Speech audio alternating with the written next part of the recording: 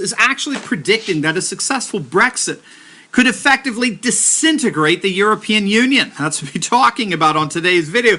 You know, it's just becoming more and more apparent what's really going on in Britain. Pro-EU forces are staging a coup to thwart Brexit, and they're getting the backing of none other than George Soros. But we're going to find out why they're sorely mistaken if they think they can defeat the rise of the nationalist populist right. All right, as the British Parliament has been disbanded for the next few weeks, we are beginning to find out what's really behind the coup d'etat by leftist globalists within the Conservative Party who defected from the Tories to hand over control of Parliament to Jeremy Corbyn's Labour Party and the Liberal Democrats. Now, we all know that Guy Verhofstadt, who's the chief negotiator for the Brexit representing Brussels, the EU, we now all know that he said publicly that a successful Brexit would in effect implode the EU. We know that he thinks that.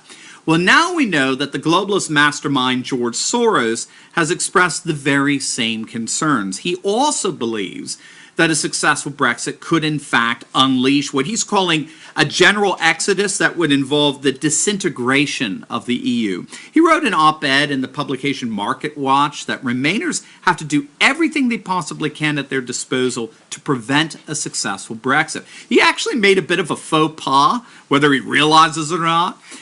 These were comments he made just before the European parliamentary elections back in May, and he warned his fellow globalist sympathizers that if they didn't act decisively, eventually the European Union, I kid you not, he actually said this, eventually the European Union will go the way of the Soviet Union. Not realizing, of course, that so many of us believe the EU is the new Soviet Union. They are the new Marxist dictators who refuse to allow sovereign nations to leave their dictatorial whims. Now, we know he's given around £500,000 to Best for Britain, which is a pro-Remainer organization, and he's even said in the past that he fully expects the Brexit to be thwarted. Pro-EU and pro-Remainer forces would effectively thwart the will of the majority of Brits, more of whom voted to leave than have ever voted for a British political party. 17.4 million Brits voted to leave an election with about a 70% turnout. Soros has no problem sacrificing the will of a formal democratic referendum if it means keeping the European Union together. No problem whatsoever. But what we're finding here is an admission, okay, just like we heard from Guy Verhofstadt. It's an admission. They know that Brexit is the beginning of the end. They know that the age of centralized, globalized structures is beginning to wane, and a new nationalist populism is the wave of the future. Now, Business Insider notes that this isn't the first time Soros has made these prognostications. Back in January of last year at the World Economic Forum in Davos, Soros told a dinner that the very survival of our entire civilization is at stake. Now, of course, what he meant by that is our liberal, leftist, secularized, globalized civilization at stake, not Western civilization. If anything, that's precisely what nationalist, populist movements want to recover and restore, is Western civilization. Now, Soros's warnings aside, he's actually flat out wrong. This is the Achilles heel here. He's wrong in what he thinks is provoking this massive backlash against the EU. He thinks it's purely economic. He thinks it all goes back to the 2008 financial crisis. And he's not alone. A lot of leftist politicians, media pundits, university profs have done their best to reduce the rise of nationalist populism throughout Europe to mere economic concerns, which of course reflects their more Marxist worldview.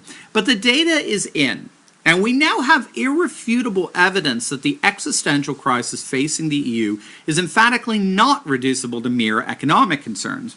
The nationalist populist uprisings going on in Europe began long before the 2008 economic crisis, long before it. Populist movements enjoyed their greatest successes in nations that were already experiencing rather strong economic growth long before 2008. Take, for example, Nigel Farage and his self-proclaimed People's Army.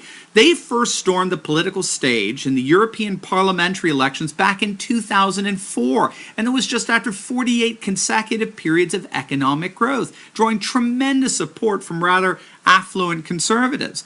And in terms of the working class, one study found that before the 2008 economic crisis, working class voters were twice as likely as their middle class counterparts to vote for nationalist populists in Austria, 3 times as likely in Belgium and France, and 4 times as likely in Norway. Or take Brexit itself as another example.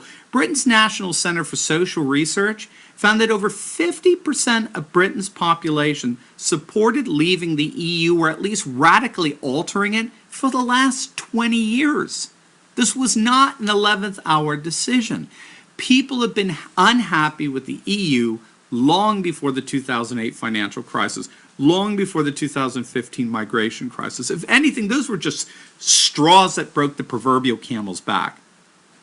Brexit was decades in the making, which of course is a truth that's rather uncomfortable for liberal globalists to hear. Now, having said that, Soros is not the only one who sees the collapse of the EU as seemingly imminent. A rather prominent British historian by the name of Neil Ferguson sees the EU beginning to crack from both external pressures and internal pressures.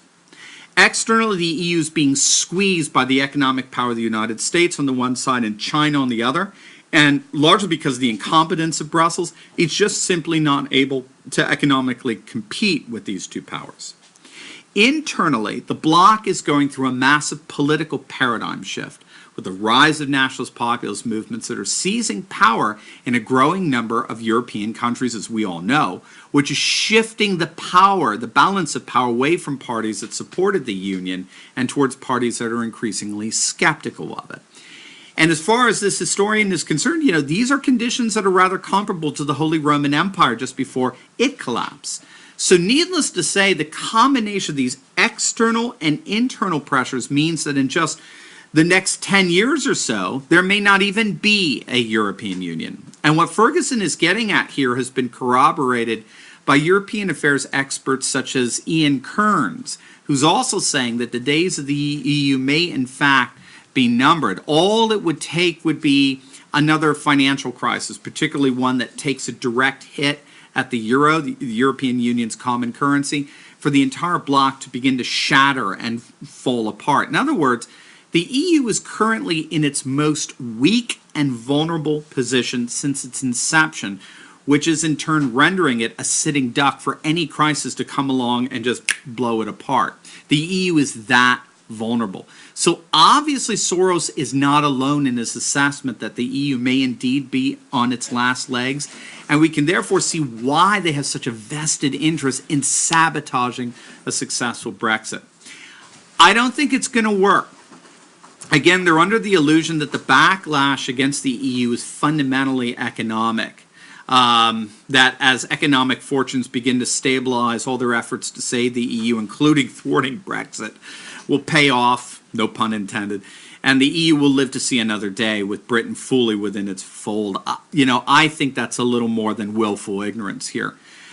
Scholars know that a radical political paradigm shift is going on. That represents nothing less than a tectonic shift, a political earthquake that's not going to go away just because the bullies in Brussels and George Soros appear to have the upper hand in a successful coup d'etat against Boris Johnson and the Brexiteers. British populism will continue to grow, and if anything, their Brexit efforts will only inspire other European populations to reconsider their relationship with such obvious dictatorial tendencies coming from Brussels.